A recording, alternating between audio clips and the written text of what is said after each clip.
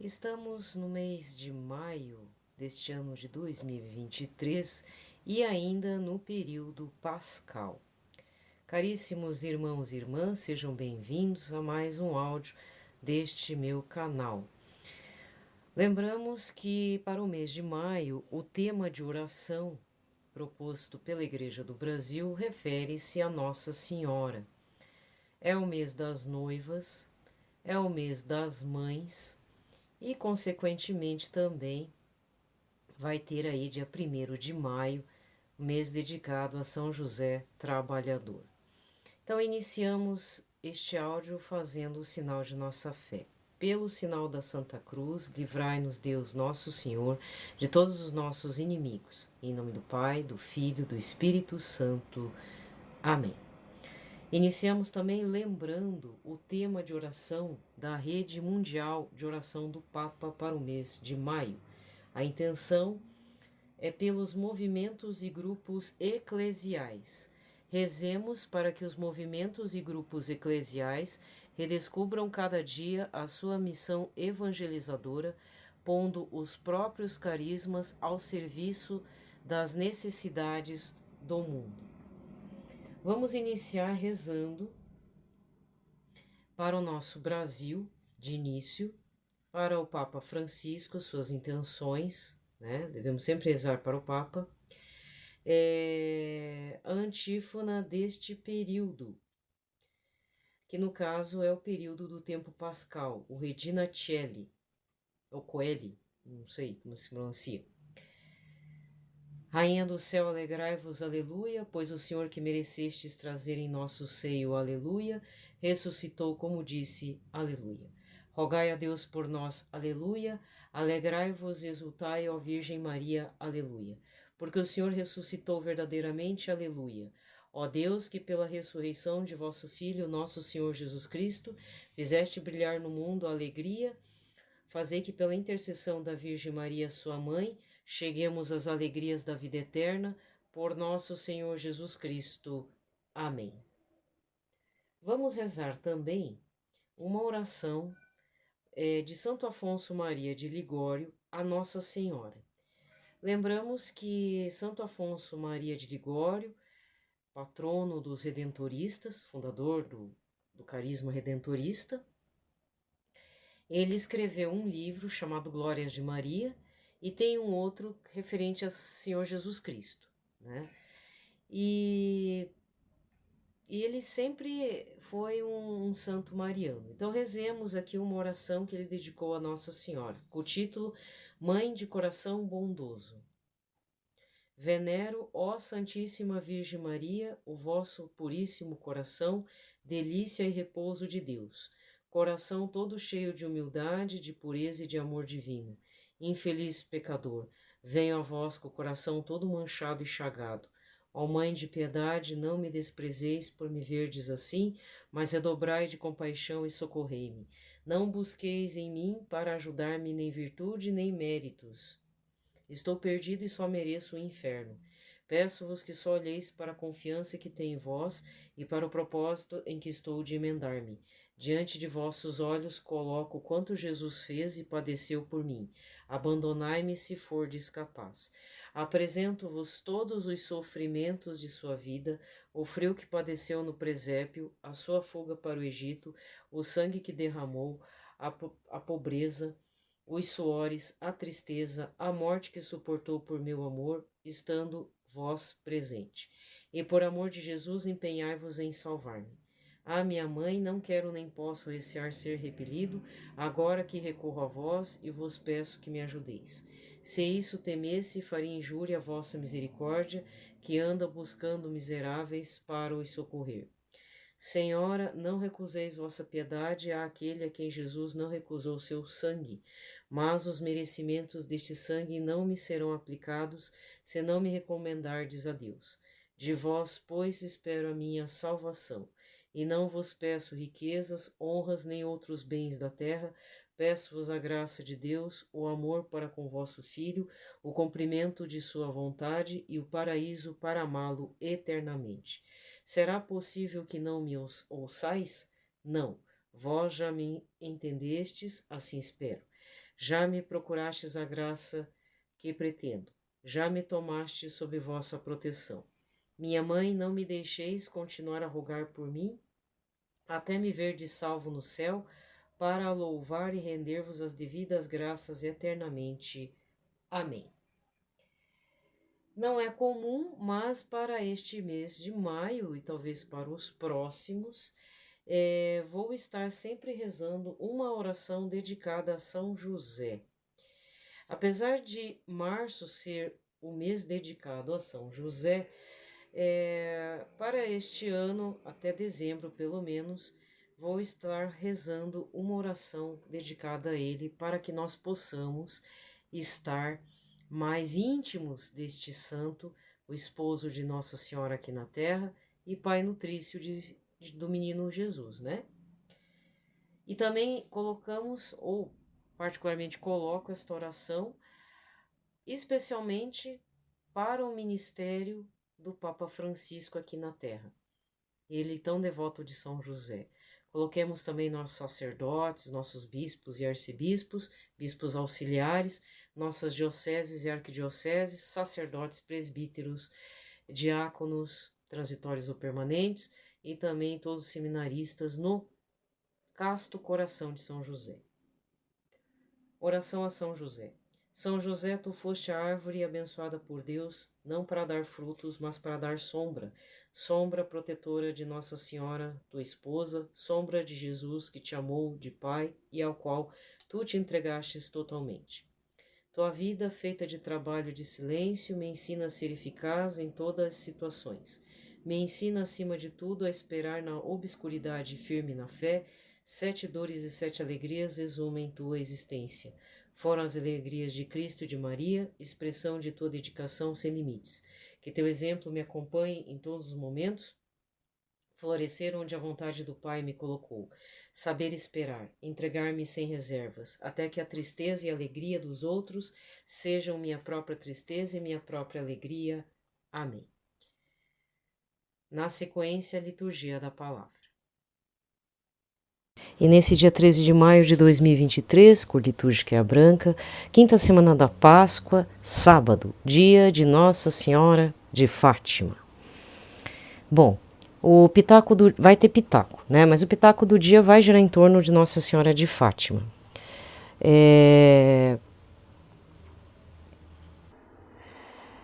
E o pitaco vai ser referente ao contexto histórico relacionado ao ano de 1917, o ano da aparição de Nossa Senhora de Fátima.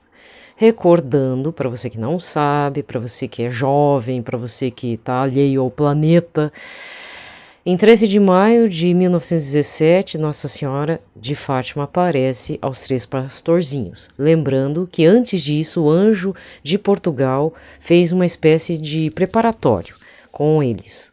Tá? Então, para quem não conhece muito a história, vou fazer uma sugestão, inclusive, de um material impresso, que você vai para o Santuário de Fátima, lá de Portugal, no site deles, e você pode baixar o livro 1, Memórias da Irmã Lúcia, volume 1. Certo? Esse é o começo de tudo, né?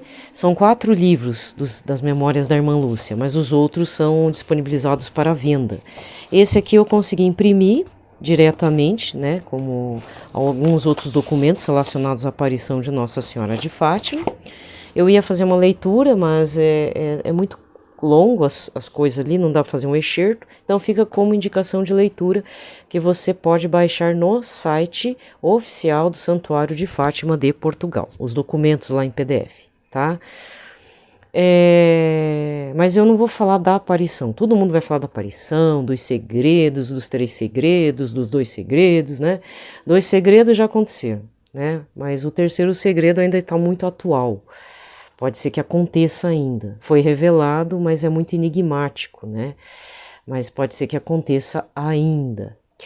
Mas também não vou entrar em detalhes. Eu só vou me ater, para não ficar muito longo o áudio, sobre o contexto histórico da época. Em 1917, para quem lembra das aulas de história aí, do ensino fundamental, ensino médio principalmente, acontece a Revolução Russa, em que é o fim da monarquia czarista na Rússia e a imposição do novo governo soviético comunista. E acontece quando? O primeiro movimento, na verdade as coisas acontecem desde antes. Desde a Primeira Guerra Mundial, em que várias nações, por volta de 1914, né, que era a Primeira Guerra Mundial, Guerra das Trincheiras, aquela coisa horrorosa, muitos países quebraram, inclusive a Rússia entrou em crise, a Alemanha também estava entrando em crise, começou a ficar pobre e tal. E fora alguns escândalos dentro da família imperial, que deveria ser católica ortodoxa, russa, né? Mas, infelizmente, eles trouxeram para a vida política um conselheiro, tipo um mago, um cara ligado às coisas ocultas. Se não me engano, o nome dele era Rasputin. Posso estar enganada no nome, mas, infelizmente, a família, tanto a família quanto a parte política ali da corte, trouxeram um cidadão não muito confiável, oportunista e que fazia magia negra, vamos falar assim, né? E isso estava causando uma indisposição popular. Por conta disso, surgiram levantes comunistas, onde foram adotadas as ideias de Karl Marx e Engels, que são os pensadores, né? Principalmente Marx é o fundador filosófico do comunismo, ele, se não me engano, é alemão, e esses partidos populares começaram a se movimentar e fizeram o levante em fevereiro no calendário russo, mas em março no calendário ocidental. Então, em março de 1917, toda a família do czar Nicolau II foi morta, inclusive ele. Foram mortos, gente. Vamos esquecer, vamos parar de romantizar o filme Anastácia, tá? Lá da Disney. Esquece. Se ela sobreviveu, ficou perdida no planeta, no mundo, entendeu?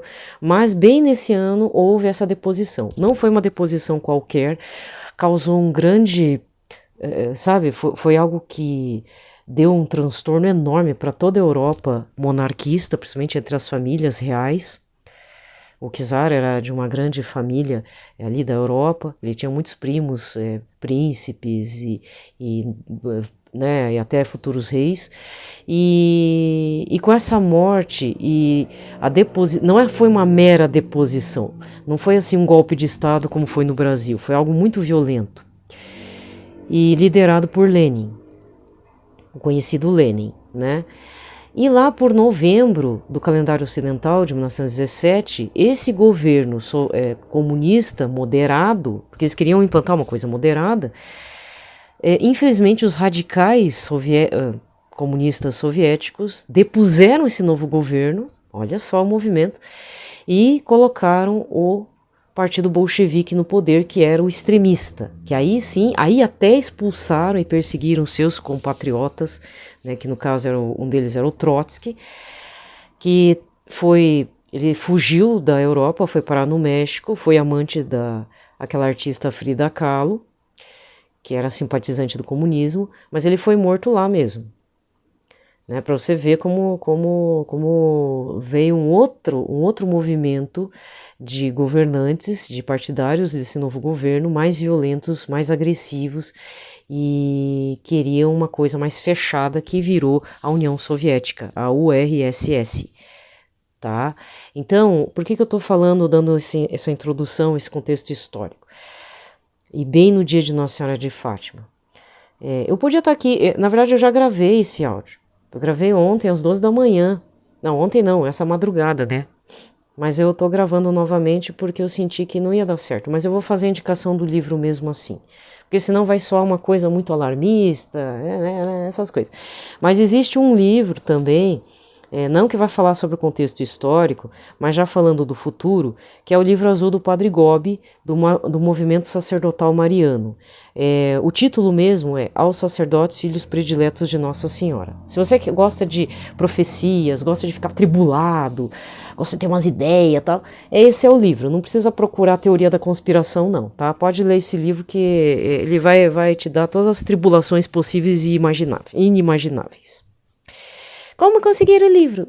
Então, pede para Nossa Senhora que ela te indica, mas eu posso indicar 2 lugares via internet, tá? Existem vários pontos no Brasil que são pessoas que fazem os cenáculos, né? que são as reuniões lá do movimento sacerdotal. Não pense que são só os padres que participam, ao contrário, é um movimento de leigos e padres, tá? Tem a página no Facebook, que você pode entrar em contato. Tem um canal aqui no YouTube chamado Maria Rainha da Paz, que é pessoas que também divulgavam o trabalho do Frei Jorge da Paz. Eles vendem um livro. A loja da Imaculada, mas não confundir com o pregador Anderson Reis. É lá da irmã Kelly Patrícia, do Instituto Reset, na lojinha delas lá, das irmãs lá da congregação, vende o livro também. Assim, você pode ler o livro, pode comprar o livro, ler o livro e ficar atribulado sozinho. Mas se você quer fazer parte do movimento sacerdotal mariano, eu sugiro que você entre em contato com a sede nacional, que eles vão te indicar alguém daqui do movimento onde você mora, e aí você conversa lá, tá? Então, esse pitaco meio acelerado, que tá tarde, gente, tem que resolver minha vida, é nesse sentido. Nossa Senhora de Fátima, ela não aparece fortuitamente, ela não aparece porque, eu quero aparecer no dia 13 de maio. Não, tanto é que o anjo de Portugal prepara os pastorzinhos para as aparições, que acontecem de 13 de maio, 13 de junho, 13 de julho, 13 de agosto, 13 de setembro e termina em 13 de outubro. Acho que em julho que acontece uma situação lá que as crianças são presas pelo governo de Portugal e Nossa Senhora tem que aparecer em uma outra data. Ela aparece no dia 13, mas ela não vê os pastorzinhos, ela aguarda um momento, ela sabe, né, o que está acontecendo, e aparece numa outra data. Acho que é o único mês que aconteceu isso. Absurdo da coisa, né? Tá certo? Então, se você quer estudar um pouco de história, procure sobre a Revolução Russa, os antecedentes, o que aconteceu depois, e nós já sabemos o que houve até hoje. E é um dos pedidos de Nossa Senhora de Fátima, colocar no seu Imaculado Coração a Rússia. Se o Papa João Paulo II ou o Papa Francisco fez ou não fez, aí eu já não, se tem validade ou não tem validade, eu não sei. Como leigos, como filhos de Nossa Senhora, amantes de Nossa Senhora, no bom sentido, coloquemos a Rússia a todo momento no seu Imaculado Coração, por favor. Coloque em suas orações também. O pedido é do Papa Francisco, né, para que a guerra acabe. Mas não é só isso. Né? Nós sabemos que o governante, o Putin, ele está mais com o pé na União Soviética do que propriamente na Rússia democrática, que nunca foi democrática. Beleza? Fechou. Tá? Então vamos lá, vamos partir antes que eu esqueça, vamos para a leitura do capítulo, já chegando nos finalmente, que aí eu já termino essa chave, esse momento de leitura. O livro do Scott Hahn, Salve Santa Rainha, nós estamos só no capítulo 4, O Poder Atrás do Trono.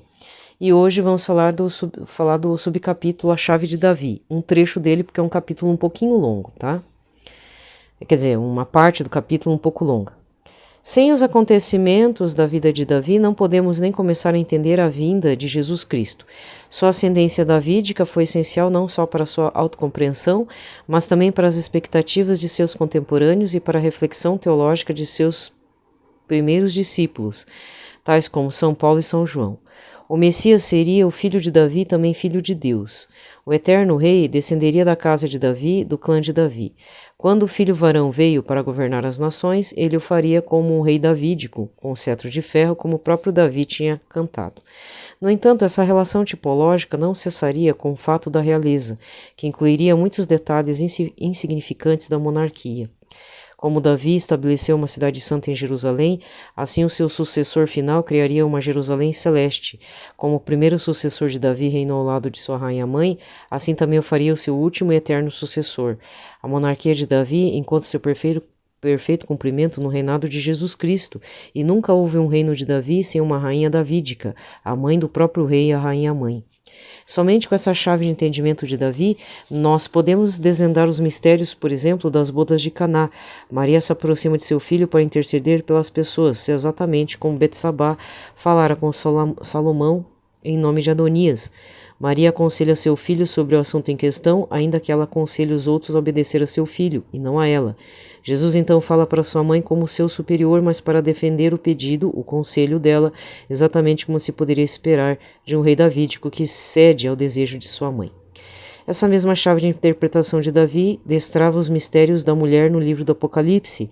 Ela é coroada com 12 estrelas, representando as 12 tribos de Israel, porque vai guiar o rei Davi. Ela é ameaçada pelo dragão por causa dos aliados da serpente, a casa de Herodes, que iriam colocar-se contra o reinado da casa de Davi e do sucessor de Davi. Finalmente, a monarquia davídica completa a ligação entre o Adão original e Eva, que pecaram, com o novo Adão e a nova Eva, que o sucederam e trouxeram a redenção para todo o gênero humano. Amanhã eu faço o término dessa parte chamada Chave de Davi, e aí eu parto para outra leitura. Eu ia fazer do Tratado da Verdadeira Devoção da Santíssima Virgem, mas eu vou deixar provavelmente quase próximo do período de Pentecostes, tá? Porque aí eu também não vou me adentrar muito no tratado. Eu vou a partir de terça, né? Então, a segunda-feira ainda eu vou... Não, domingo eu vou estar falando...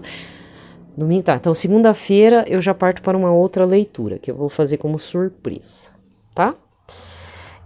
Para agora... já vou adiantar já a leitura dos parágrafos aqui do Catecismo.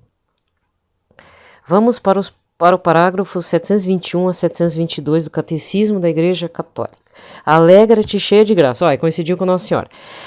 Maria, a Mãe de Deus, toda santa, sempre virgem, é a obra-prima da missão do Filho e do Espírito na plenitude do tempo. Pela primeira vez no plano da salvação, e porque o seu Espírito a preparou, o Pai encontra a morada com que seu Filho e seu Espírito podem habitar entre os homens. É nesse sentido que a tradição da Igreja muitas vezes leu, com relação a Maria, os mais belos textos sobre a sabedoria. Maria é decantada, representada na liturgia como o trono da sabedoria. Nela começam a manifestar-se as maravilhas de Deus que o Espírito vai realizar em Cristo e na Igreja.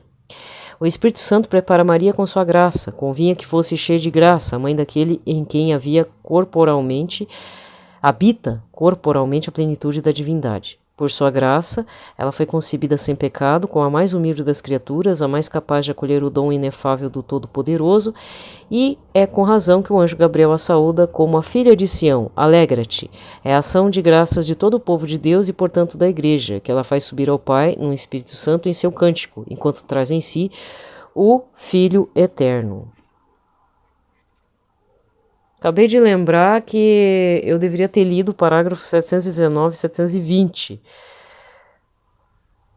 Porque eu gravei, né? Eu faço sempre as anotações. Bom, agora fui. Desculpa, gente. Os áudios estavam atrasados, acabei gravando durante a madrugada. Quando vi, falei. Logo, os outros áudios estão à disposição. Desculpa. Vamos para a liturgia desse dia, desse sábado, que termina a quinta semana da Páscoa, tá? A gente vai adentrar na sexta semana da Páscoa. Essa semana nós fizemos as leituras de Jesus, o caminho, a verdade e a vida, do amor e da caridade, tá? A semana passada foi relacionada às leituras do Bom Pastor. Leitura dos Atos dos Apóstolos. Naqueles dias Paulo foi para Derbe e Listra. Havia em Listra um discípulo chamado Timóteo, filho de uma judia, crente de pai grego.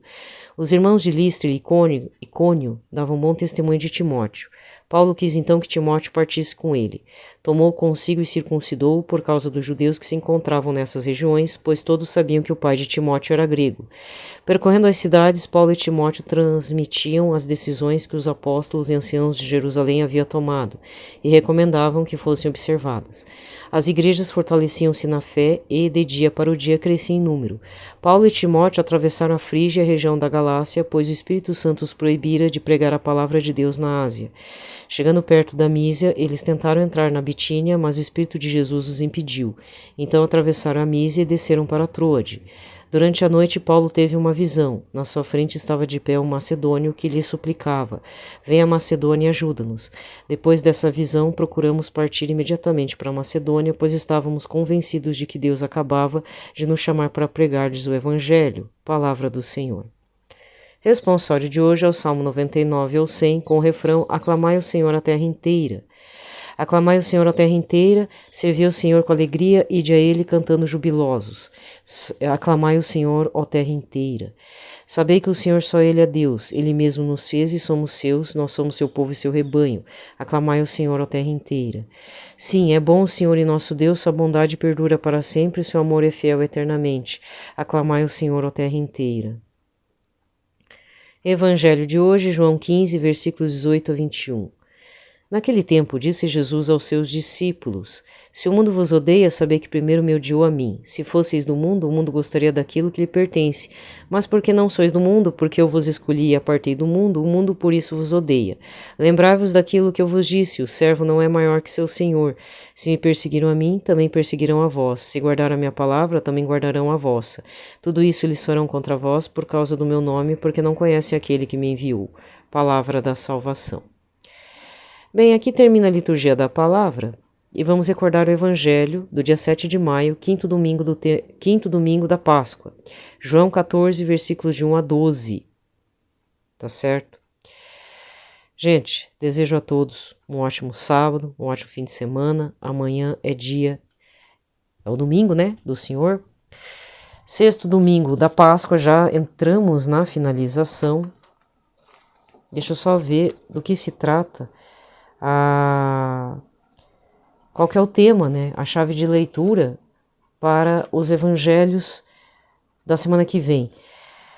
No cenáculo com a Mãe de Deus, segundo o Monsenhor Jonas Abib, no livrinho Rumo a Pentecostes, do Monsenhor Jonas, tá certo? Então, semana que vem é sobre o cenáculo, todo mundo reunido, fazendo oração, pá, certo? E a 7ª semana é Vinde Espírito Santo, né? Que já é o preparatório para Pentecostes. Tudo de bom para vocês, um ótimo sábado, fiquem em paz, na paz de Cristo.